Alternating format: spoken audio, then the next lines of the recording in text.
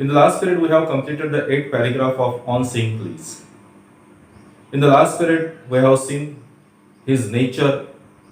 His nature means the nature of good conductor. That he said that I rarely found him. And he created, he irradiated a good atmosphere around him. तो स्वतःच्या भोवती खूप चांगलं असं वातावरण तयार करत होता, असं त्या लेखकाचं म्हणणं आहे. का बरं चांगलं करायचं? कारण त्याचा गुड नेचर, त्याचा पोलाइटनेस, त्याचं वागणं, एक केअरिंग फादर सारखा तो वागत होता.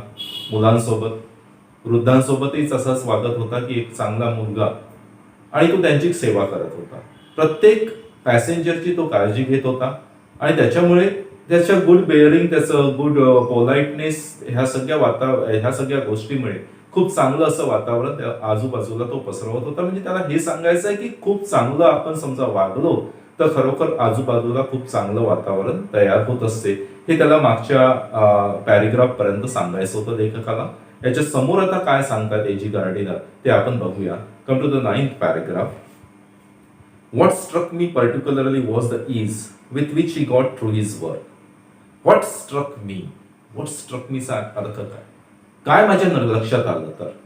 सगळ्यात मला काय भावलं तर, मराठी भाषेत म्हणायचं झालं तर, सगळ्यात मला काय निदर्शनास आलं तर that he work very easily, very comfortably, की तो त्या ठिकाणी खरोखर खूप कम्फर्टेबली, खूप आरामदायकपणे तो काम करत होता.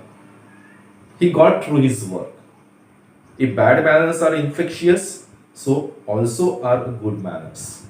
If bad manners are infectious, समजा बॅड मॅनर्सनी इन्फेक्शन होत असेल तर नक्कीच, इन्फेक्शन म्हणजे संसर्ग, समजा बॅड मॅनर्सचा संसर्ग सगळ्या लोकांवर होत असेल, समजा एखादा वाईट माणूस समजा त्या ठिकाणी राहत असेल तर असं असते की त्या आजूबाजूचे लोक तसेच वागायला लागतात. तो म्हणताय की समजा बॅड मॅनर्सनी असं होत असेल तर मग गुड मॅनर्सनी तसं व्हायला पाहिजे. का बरं आपण म्हणतो की नाही बॅड मॅनर्स वालेच लोक चांगले असतात, म्हणजे बॅड मॅनर्स वाल्यांचीच जीत होत असते, नेहमी जे जिंकत असतात, आणि गुड मॅनर्स वाले जिंकत नसतात, असं नेहमीच आपला प्रश्न असतो. तर त्याचं तो म्हणताय की तसं नाही आहे, की समजा बॅड मॅनर्स हे इन्फेक्शन पसरवत असेल तर गुड मॅनर्सचं सुद्धा इन्फेक्शन पसरलंच पाहिजे, आणि गुड मॅनर्सचं इन्फेक्शन जे आहे ते नक्कीच समाजासाठी चांगलं आहे. If we encounter incivility, most of us are apt to become incivil. If we encounter incivility, समजा आपला वारंवार इन्सिव्हिलिटी सोबत, असभ्यासोबत आपला सामना होत असेल, we are apt to become incivil. आपण आपोआपच अनसिव्हिल होत असतो. अनसिव्हिल म्हणजे असभ्य होत असतो. But it is an usually uncouth person who can be disagreeable with the sunny people. If there is an uncouth person, समजा त्या ठिकाणी संस्कारहीन व्यक्तीच असेल, अनकुथ पर्सन म्हणजे संस्कारहीन व्यक्ती, तरच तो चांगल्या लोकांच्या सहवासामध्ये खराब राहू शकतो किंवा वातावरण खराब करू शकतो. चांगल्या लोकांचा सहवास फक्त संस्कारहीन व्यक्ती असेल तरच त्याला तो भावत नाही, तरच त्याला तो लागू होत नाही. कोणाला? संस्कारहीन व्यक्ती असेल तर. पण संस्कारहीन व्यक्ती नसेल, म्हणजे चांगले व्यक्ती असेल तर चांगल्या लोकांच्या, सनी पीपल म्हणजे प्रसन्न लोक, सनी पीपलचा त्या ठिकाणी आहे प्रसन्न लोक, की प्रसन्न लोकांच्या सहवासात सर्वच लोक प्रसन्न होत असतात आणि त्यांच्याप्रमाणे आचरण करण्याचा प्रयत्न करत असतात. एक्सेप्शनल फक्त एकच आहे, तो म्हणजे अनकुथ पर्सन, म्हणजे संस्कारहीन व्यक्ती. या ठिकाणी अनकुथचा परत अर्थ दिला impolite or unrefined. It is the with manners as with the weather, nothing clears up my spirit like a fine day, said Keats. John Keats ते म्हणतात की एखादा चांगला दिवस नक्कीच माझी मनोवृत्ती उल्हासित करत असतो. चांगला दिवस असेल तर मी नेहमीच प्रसन्न राहत असतो. And a cheerful person descends on even the gloomiest of us with a something of the benediction of a fine day. जसं चांगल्या दिवसाचा फायदा सगळ्यांना भेटत असतो, त्याचप्रमाणे एखाद्या चेअरफुल पर्सनचा सुद्धा फायदा हा लोकांना मिळत असतो. चेअरफुल पर्सनच्या सहवासामध्ये आपोआपच सर्व लोक आनंदी होत असतात. A cheerful person descends on even the gloomiest of us. Gloomiest, खिन्न लोक माणूस जरी असेल, उदासीन माणूस जरी असेल, निराश माणूस जरी असेल, तरी तो त्याच्या मनामध्ये प्रसन्नता उत्पन्न करू शकतो, असं ह्या लाईनचा अर्थ आहे.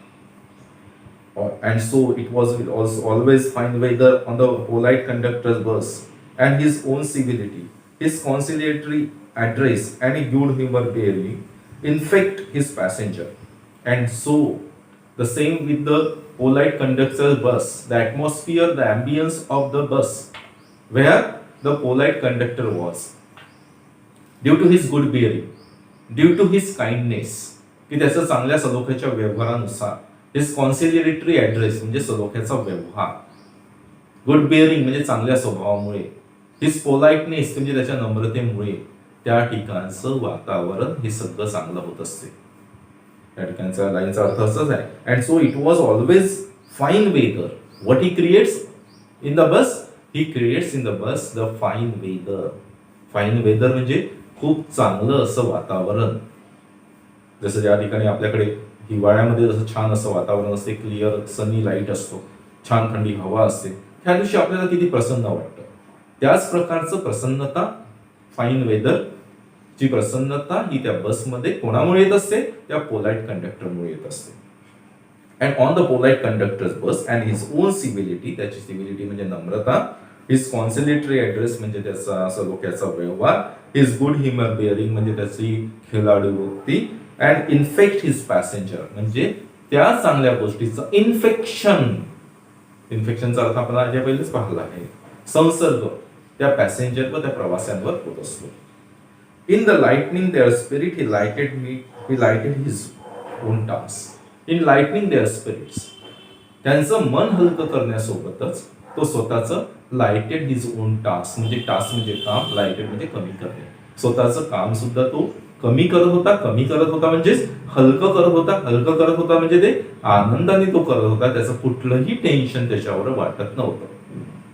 His gaiety was not a wasteful luxury but a sound investment. His gaiety, gaiety म्हणजे happiness, आनंदीपणा. It was really a investment. Investment म्हणजे त्याला काय म्हणू शकतो? गुंतवणूक. की आपण पैशाची गुंतवणूक करतो आणि त्याला मग व्याजासहित पैसे ज्यावेळेस वापस मिळतात, तो म्हणताय की नुसती तीच गुंतवणूक नाही, ही गुंतवणूक सुद्धा कामाची असते. की चांगला माणूस जो असतो त्यांनी केलेल्या आनंदीपणाची जी गुंतवणूक होती, ती गुंतवणूक ही खूप मोठी गुंतवणूक होती. कारण त्याच्यामुळे नक्कीच आजूबाजूचे लोक प्रसन्न होत असेल आणि त्याच्यामुळे जो फायदा आहे तो फायदा दीर्घकाळ टिकणारा होता. आणि तसे माणसं नेहमीसाठी लोकांच्या लक्षात राहतात. आता ह्या एजी गार्डिनर यांच्या सुद्धा लक्षात तो राहिला, तो माणूस. तर लक्षात घ्या मित्रांनो की आनंदीपणाची गुंतवणूक, सलोख्याचं वर्तवणूक हे आयुष्यात आजूबाजूला समाजामध्ये आपण करणे खूप आवश्यक असते. उद्धटपणाने वागणे किंवा मीच खरा आहो हे सिद्ध करण्यासाठी आपण जे वेगवेगळ्या प्रकारचे खोटे मतप्रदर्शन करत असतो, तसं वागून अनसिव्हिलिटी दाखवून काहीही फायदा होत नसतो. हे एक लेसन ह्याच्यातून घेण्यासारखा असतो की चांगल्या वातावरणामुळे आजूबाजूचं वातावरण सुद्धा प्रसन्न होत असते. ते नंतर बघूया. Next paragraph 10. I have missed him from my bus route of late, but hope that only means that he has carried his sunshine on to the another road. I have missed him from the route. Route म्हणजे मार्ग. आता त्याची माझी भेट होत नाही त्या मार्गावर, परंतु मला नक्कीच माहित आहे की तो ज्या मार्गाने जात असेल त्या मार्गावर आनंद पसरवत असेल. हा त्याचा अर्थ आहे. But I hope that only means that he has carried his sunshine. Carried his sunshine. Sunshine means happiness. Carried म्हणजे कॅरी करणे, स्वतःसोबत नेणे. तो स्वतःसोबत स्वतःजवळचा असलेला हा सनशाईन, तो हॅपीनेस जो आहे ऑन द अनदर रोड, दुसऱ्या रोडवर पसरवत असेल. म्हणजे तो ज्या रूट मध्ये त्याची ड्युटी असेल त्या रूटवर तो आनंदीपणा पसरवत असेल. I cannot be too widely diffused in a rather drab world. It cannot be too widely diffused. या कंटाळवाण्या आणि निरस जगात आनंद पसरविणे सगळीकडे खरोखर हे कठीण काम आहे. It is very difficult to spread the happiness in the rather a drab world, frustrated world.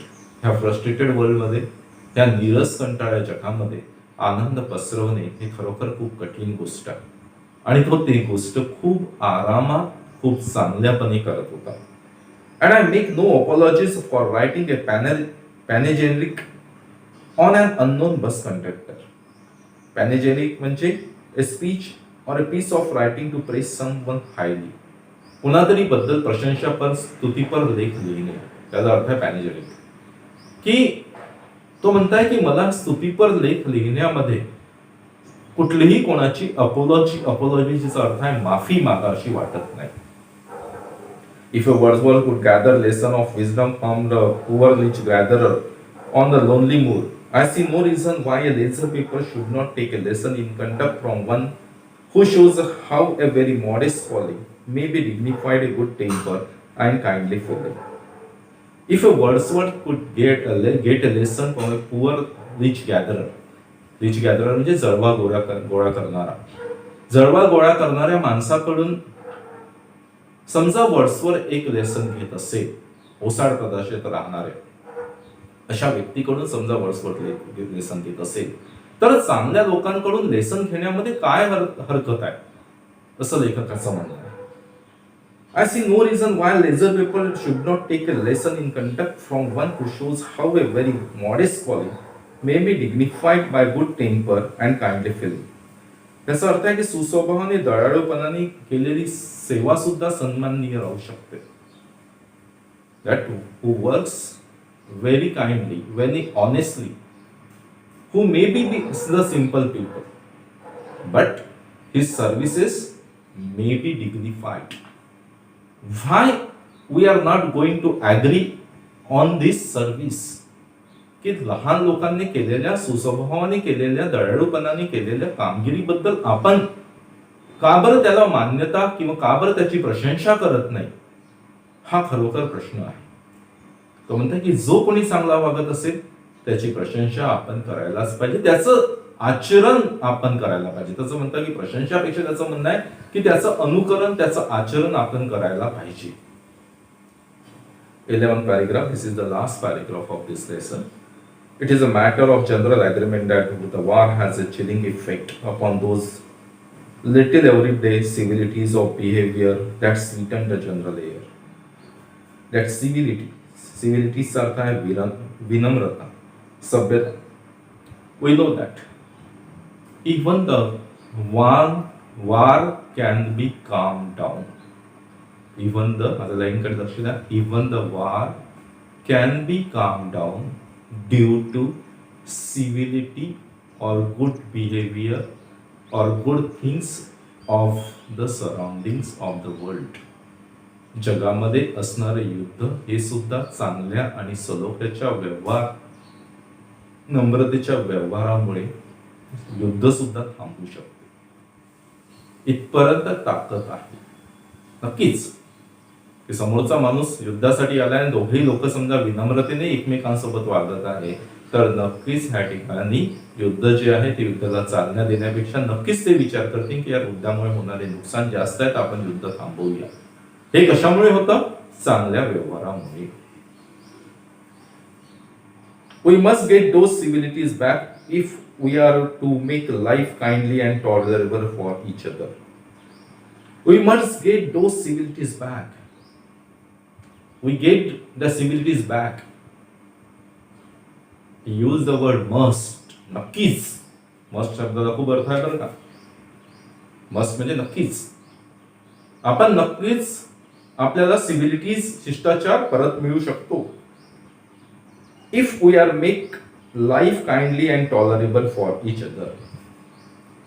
If we are make the life kindly and tolerable each other. If we are going to make, त्याला असं म्हणायचं if we are going to make म्हणजे समोरचा भविष्यकाळ दाखवलाय की आपण समोरच्या भविष्य काळामध्ये प्रत्येकासाठी लाईफ टॉलरेबल केलं, सुसह्य केलं. टॉलरेबलचा अर्थ आहे ह्या ठिकाणी सुसह्य, काइंड केलं.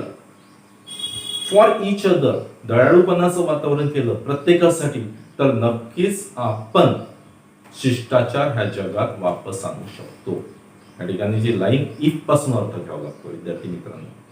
त्याचं सुरुवात पहिल्यांदा इफ पासून करा आणि मग शेवट करा. म्हणजे आपण समजा दयाळूपणाचं वातावरण आणि टॉलरेबल म्हणजे सुसह्य असं वातावरण तयार केलं तर नक्कीच आपण ह्या जगामध्ये शिष्टाचार वापस आणू शकतो. शिष्टाचार म्हणजे politeness. The policeman is a necessary symbol and the law is a necessary institution for a society that is still somewhat lower than the angel. Lower than the angel. याचा अर्थ असा आहे लेस दॅन परफेक्ट, की हे perfect नाही आहे. Always we insist on law. We always insist to go on police station. Police station मध्ये जाणे म्हणजे सुद्धा कायद्याचं आणणे. काही झालं, कोणाचंही भांडण झालं, आपण लगेच पोलीस स्टेशन मध्ये जात असतो. That is a necessary symbol to control on somewhat degree, to control the behaviour in some degree. की जगामध्ये होणारे अत्याचार थांबवण्यासाठी हे नेसेसरी सिम्बॉल आहे लॉ आणि पोलीसवाले. परंतु हे पूर्णपणे शिष्टाचार आणू शकत नाही, जगामध्ये सलोख्याचं वातावरण तयार करू शकत नाही. हे कंट्रोलिंगचं काम करतात दोन्ही पण. But the law can only protect us against material attack. Material attack means physical attack. Law can do the work to prevent from someone from the physical attack. की लॉ नक्कीच काम करेल, पण तुमचं संरक्षण करेल फक्त शारीरिक हल्ल्यापासून. Nor will the liftman's way of meeting a moral affront by physical violence help us to restore the civility. Moral affront, a deliberate offense. नैतिक हल्ला सगळ्यात महत्वाचा शब्द आहे मॉरल अफ्रॉन्ट. या जगामध्ये सगळ्यात मोठं प्रॉब्लेम कुणाचा होत असेल तर ह्या एका शब्दामुळे. ह्या एका शब्दाचा अर्थ खूप महत्वाचा आहे, त्याच्यात खूप सार आहे. मॉरल अफ्रॉन्ट. मॉरल अफ्रॉन्टचा अर्थ असा आहे की नैतिक हल्ला. लोक काय करतात की लोक नुसतं बोलत नाही, लोक बोलतात आपल्या मराठी भाषेमध्ये टोचून बोलतात. स्वाभिमानाला ठेच पोहोचेल असे बोलतात. मॉरल अफ्रॉन्ट, नैतिक हल्ला. डेलिबरेट करतात, डेलिबरेट ओढून आणतात लोकांना त्याच्यामध्ये, ज्याच्यामध्ये त्याचा काहीही रोल नसतो. तरीही पण काही लोक, बोरिश पीपल, उद्धट लोक म्हणू शकतो आपण, मॉरल अफ्रॉन्टचा वापर करतो. या ठिकाणी तो तेच म्हणतोय, nor will the liftman's way of meeting a moral affront by physical violence help us to restore the civility. The way of behaviour of the liftman will not solve the problem. लिफ्टमॅनने जो केलेला, जो त्याला घेऊन फेकून दिलं, त्याच्यामुळे problem solve होणार नाही, त्याच्यामुळे लोक प्लीज म्हणणार नाही.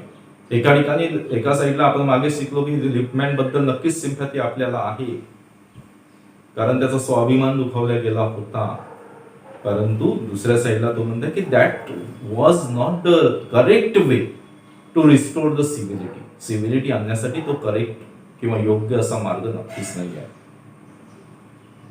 I suggested him that he would have had a more subtle and effective revenge if he had treated the gentleman who would not seek these with elaborate politeness. If he tackled the matter with elaborate politeness हा इथे important शब्द आहे.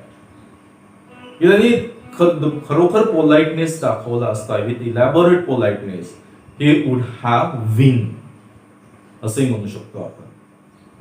he would have able to get the top please word from that person, from that passenger, असंही झालं असतं. त्याने elaborate politeness त्या ठिकाणी दाखवलं असतं.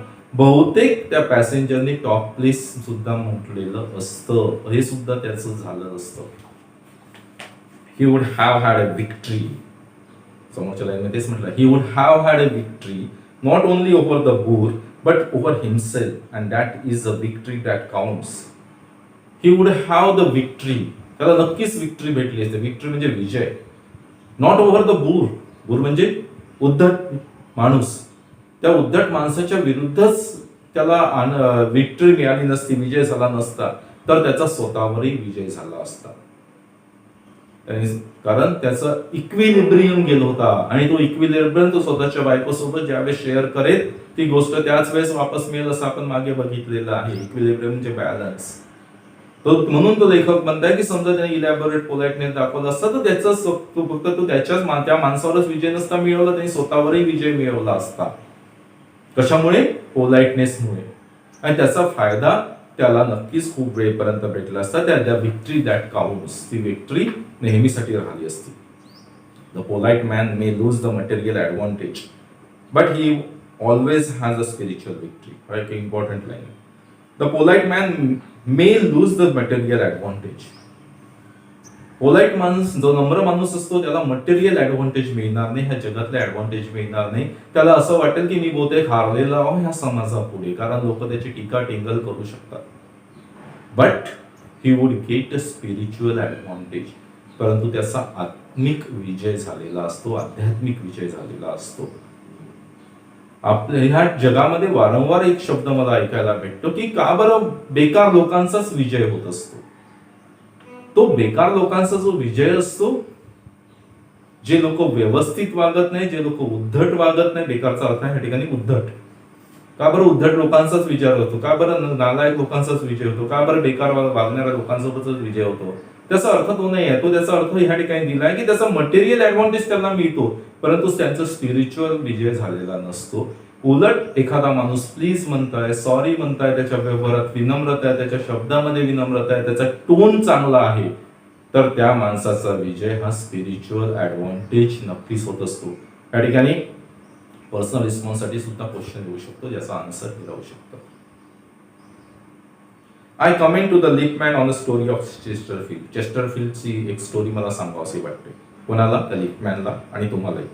In his time of London streets there were without a pavement of today. Without a pavement. Pavement म्हणजे footpath. लंडनची त्यावेळेसची गोष्ट आहे. त्या ठिकाणी कुठलाही फुटपाथ त्या ठिकाणी नव्हता. And the man who took the wall had the driest footing. And the man who can walk through the wall, he get the driest footing. की जो माणूस भिंतीलाच लागून चालत असेल त्याला कोरडी पायवाट भेटत होती, आणि जो माणूस साईडला जात असेल त्याला ओली पायवाट मिळायची. And never give the wall to the scoundrels, said the man who made the Chesterfield one day in the street. There was a one man who made the Chesterfield who said, I never would give the wall to the scoundrels. की मी स्काउंड्रल्सला, सैतान लोकांना, चांगल्या लोकांना मी कधीच wall देत नाही. म्हणजे wall म्हणजे त्या साईडला चालू देत नाही. Scoundrels, said the man to the who made the Chesterfield one day. असं त्या माणसाने चेस्टरफील्डला म्हटलं. I always do, said the Chesterfield. चेस्टरफील्डने त्याला उत्तर दिलं की मी नेहमीच अशा लोकांना देतो, स्कॉन्ड्रल्सला मी नेहमीच तशी वाट देतो. Stepping with the bow into the road. I hope the liftman will agree that his revenge was much more sweet than if he had flung the fellow into the mud. मला असं म्हणायचं आहे, I must say, the leaf man must get a lesson. Instead of throwing the man into the mud, he has used a very effective words, and that revenge was very countable. मला लिपमॅनला असं म्हणायचं आहे की चिखलात फेकून देण्यापेक्षा त्या माणसाला चिखलात समजा त्या माणसाला चेस्टरफील्डनं फेकून दिलं असतं, तो रिव्हेंज तेवढा इफेक्टिव्ह नसता, पण शब्दाने घेतलेला जो रिव्हेंज आहे तो रिव्हेंज खूप महत्वाचा होता आणि खूप पॉवरफुल असा रिव्हेंज होता. तर विद्यार्थी मित्रांनो, आपण ह्या ठिकाणी हा लेसन संपवला आहे. ऑन सेइंग प्लीज त्याच्यावरच्या ऍक्टिव्हिटीज ज्या आहेत त्या ऍक्टिव्हिटीज तुम्हाला त्या माझ्या लिंकवर भेटून जातील आणि त्या सॉल्व्ह करून सुद्धा देतील.